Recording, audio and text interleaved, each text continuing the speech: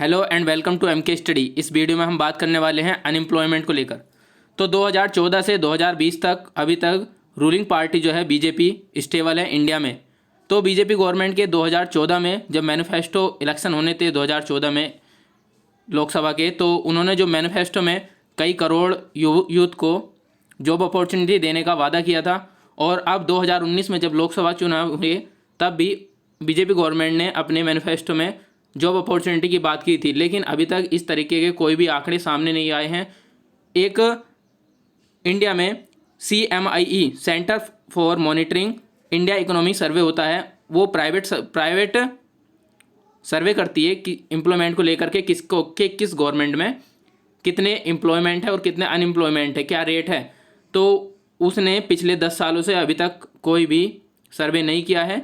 जबकि जो NSSO है, NSSO सर्वे करती है एवरी 5 ईयर, तो 5 साल में NSSO सर्वे करती है। तो 2012 से लेकर 2017 तक कोई सर्वे नहीं हुआ था। तो 2017 में जब सर्वे हुआ 5 साल बाद, तो 2017 में जब सर्वे हुआ तो बीजेपी गवर्नमेंट ने उसको पब्लिश नहीं किया, ये कहकर कि ये करेक्ट डाटा नहीं है।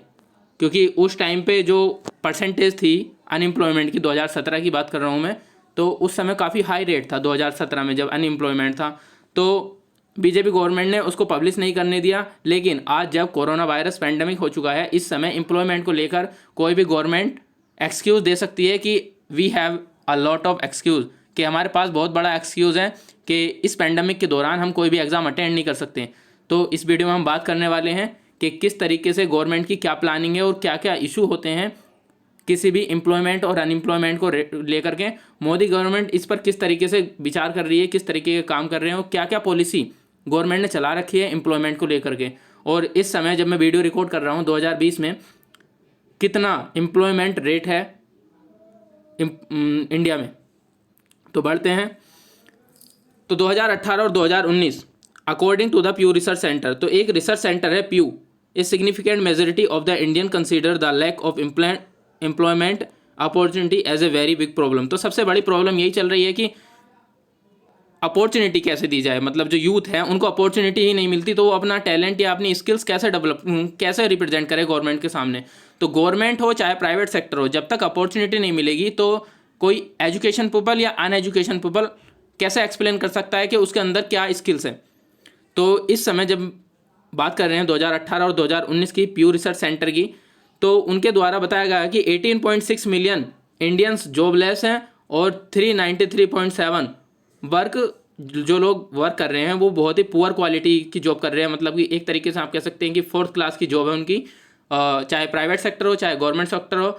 जैसे कि इंडस्ट्रियल एरियाज़ में काम होता है या फिर कहीं पर कंस्ट्रक्शन का काम चलता है, वहाँ पर जो लेबर का काम करता है वहाँ पर 393.7 मिलियन वर्कर काम कर रहे हैं। तो ये भी काफ़ी चौंकाने वाली बात है कि जो ज़्यादा मेजोरिटी है एम्प्लॉयमेंट की वो 4th क्लास में और काफ़ी डेंजरस जोन में काम करते हैं।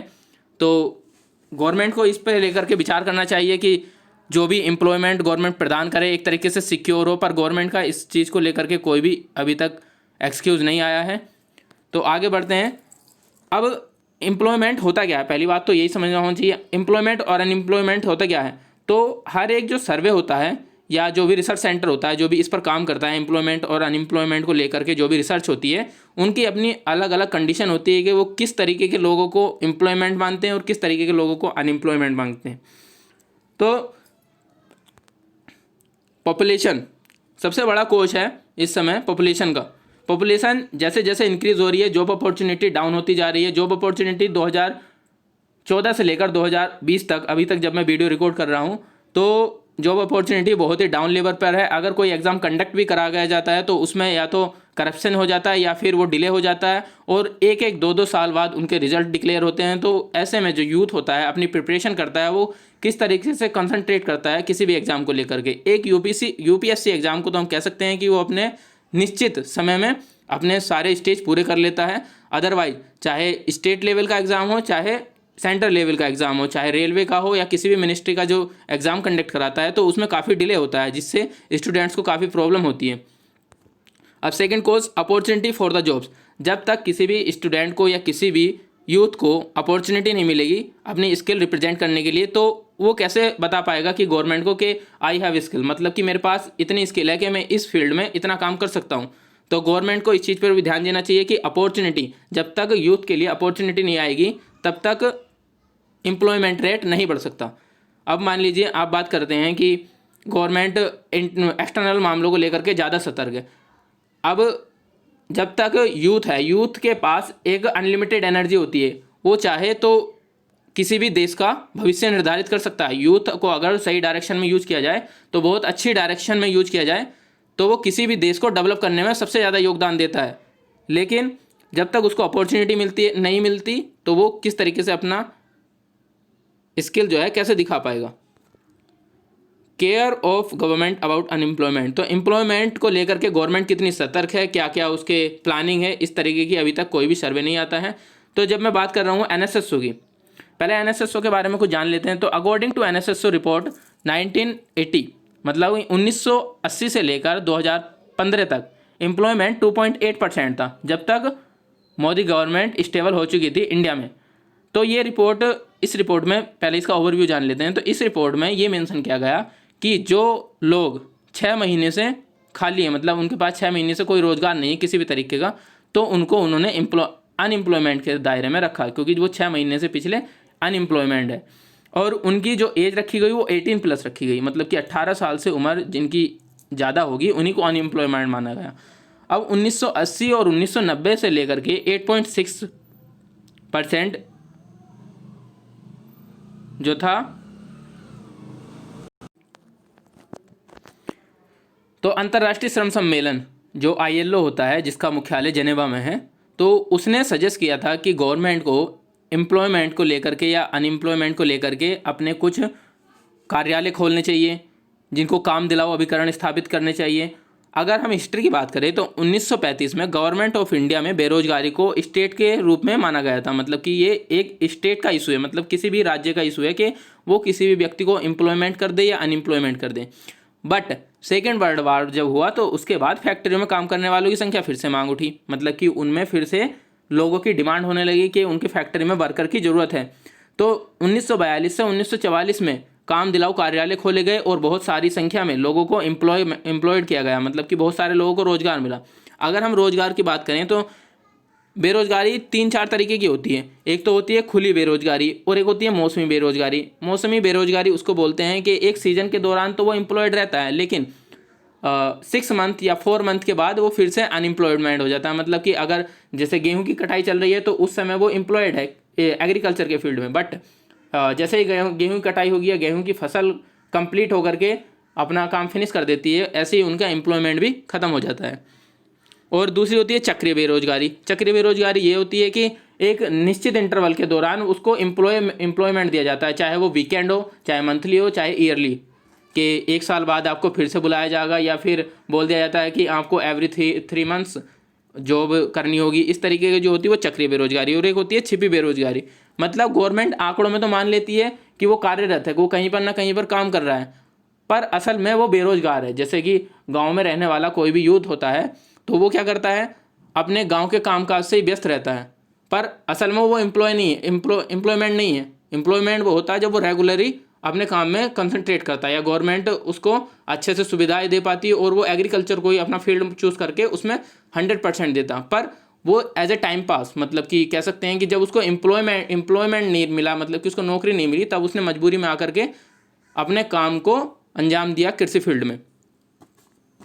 अब 2012 से 2017 तक कोई भी सर्वे नहीं हुआ। एनएसएसओ ने 2017 में जब सर्वे किया तो बीजेपी गवर्नमेंट ने उस पर बैन लगा दिया, मतलब कि वो पब्लिश नहीं हुआ। पर जो सर्वे हुआ था एनएसएसओ के द्वारा, वो सर्वे मीडिया में लीक हो गया और उन्होंने बताया कि इसके द्वारा काफ़ी हाई रेट पहुंचा है, मतलब कि इस गवर्नमेंट में काफ़ी हाई रेट पहुंचा है बेरोजगारी को लेकर के। CMIE, centre for monitoring Indian economy, मैंने इसके बारे में अभी पहले ही बताया था वीडियो में। ये इंडिया के जो है एक संस्थान है जो एम्प्लॉयमेंट और अनएम्प्लॉयमेंट के आंकड़े गवर्नमेंट को बताता है, पर पिछले 10 सालों से इसने कोई भी आंकड़े पब्लिश नहीं किए। क्यों नहीं किए? वो गवर्नमेंट की परमिशन हो सकती है या फिर कोई भी इंटरनल इश्यू हो सकता है। अब एम्प्लॉयमेंट और अनएम्प्लॉयमेंट रेट हाफरली या क्वार्टरली या फिर ईयरली काउंट नहीं होता है। एनएसएसओ के द्वारा जो होता है एवरी 5 ईयर में काउंट होता है। अब एनएसएसओ है क्या वैसे? एनएसएसओ की फुल फॉर्म तो एटलीस्ट पता ही होनी चाहिए। नेशनल सैंपल सर्वे ऑफिस, ये एनएसएसओ होता है। एनएसएसओ रिपोर्ट जो लीक हुई थी उसमें बताया गया था कि 2017 में जो सर्वे हुआ और नवंबर 2016 में जो नोटबंदी हुई, तो नोटबंदी एम्प्लॉयमेंट पर बहुत बड़ा इफेक्ट डाला था। इस वजह से कई जगह के लोगों को जॉब से निकाला गया और कुछ लोगों को कंपनी भी बंद करनी की पड़ी कुछ टाइम के लिए। अब गवर्नमेंट एक करप्शन पे भी ध्यान देना चाहिए गवर्नमेंट को। करप्शन किस हद तक किसी भी एग्ज़ाम में होता है, गवर्नमेंट किस हद तक किसी भी एम्प्लॉयमेंट को कितना सिक्योर तरीके से जॉब दे पाती है। मान लिया कोई किसी वैकेंसी का जो है नोटिफिकेशन आउट होता है जनवरी के मंथ में, पर उसका एग्ज़ाम कंडक्ट कराया जाता है मई या जून के मंथ में, और उसका जो प्री का ही एग्ज़ाम का रिजल्ट आता है वो आता है नेक्स्ट ईयर में। तो ऐसे में स्टूडेंट किस तरीके से मैनेज कर ले कि जो उसका बीच का जो इंटरवल है उसको कैसे पता चले कि मैं प्री के लिए एलिजिबल हूँ या नहीं हूँ, मतलब कि वो प्री क्वालिफाइड कर गया या नहीं कर गया। मान लिया गवर्नमेंट का कुछ अपना इंटरनल इशू हुआ और उन्होंने आगे डिले कर दिया तो 1 साल भी खींच सकते हैं वो जो रिजल्ट होगा। तो ऐसे में स्टूडेंट को अपने मल्टीपर्पज़ चूज़ करने पड़ते हैं कि वो एक एग्ज़ाम को ना लेकर के 3-4 एग्ज़ाम को कंसीडर करता है जिनका सिमिलर सिलेबस होता है।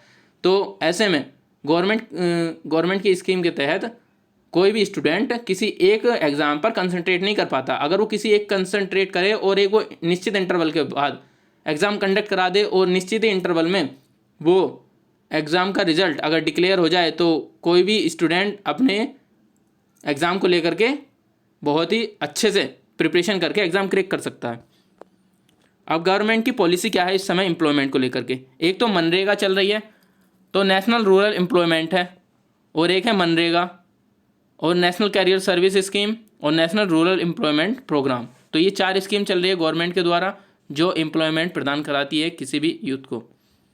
अब ये कुछ मतलब कि आपको देखने को मिलेगा कि इंडिया में और चाइना में अगर यूनाइटेड स्टेट में अगर हम कंपैरिजन करते हैं तो किस तरीके से करते हैं। देखो, जो एक नॉर्मली $45 करेंसी दी जाती है इंडिया को, और वहीं पर चाइना को दी जाती है 182 और 1242 दी जाते हैं $, यूएस में। अब जो वर्क होता है, वर्क आवर जो होता है, इंडिया में होता है 9 आवर्स का और चाइना में होता है 8 आवर्स का, जबकि यूनाइटेड स्टेट मतलब कि अमेरिका में होता है 8 आवर्स का। अगर यहाँ पर रेस्ट की बात करें तो रेस्ट सिर्फ इंडिया में ही मिलता है, चाइना और यूएसए में नहीं मिलता। मैक्सिमम ओवर टाइम 200 घंटे का ओवर टाइम किया जा सकता है इंडिया में, और चाइना में किया जा सकता है 432 आवर्स का पर ईयर, एक साल में। पर यूनाइटेड स्टेट में जो ओवर आवर्स का होता है, मतलब कि ओवर टाइम का वो होता है, वो नहीं किया जा सकता। वहीं पर आप आगे भी ये आंकड़े देख सकते हैं। तो ये थी आज की वीडियो एम्प्लॉयमेंट और अनएम्प्लॉयमेंट को लेकर के गवर्नमेंट किस तरीके से क्या कर रही है। 2020 में जब कोरोना वायरस बहुत तेज़ी से चल रहा है उस समय गवर्नमेंट का एक सबसे बड़ा एक्सक्यूज़ बन जाएगा इन फ्रंट ऑफ द मतलब जनता के सामने ये सबसे बड़ा एक्सक्यूज़ बन जाएगा गवर्नमेंट का कि इस पेंडेमिक में हम कैसे एग्ज़ाम कंडक्ट कराएं। पर पेंडेमिक से पहले भी कभी भी किसी भी पॉलिटिशियन ने एग्ज़ाम को लेकर के या फिर रोज़गार को लेकर के कभी भी मीडिया के सामने बात नहीं करी, ना ही मीडिया इस चीज़ पर सवाल उठाता है। तो ये काम जनता का है, जनता किस तरीके से किस एक्सक्यूज़ को बढ़ा सकती है, क्योंकि आजकल एम्प्लॉयमेंट बहुत बड़ा इशू बन चुका है इंडिया में। तो ये थी आज की video. Thank you and have a good day.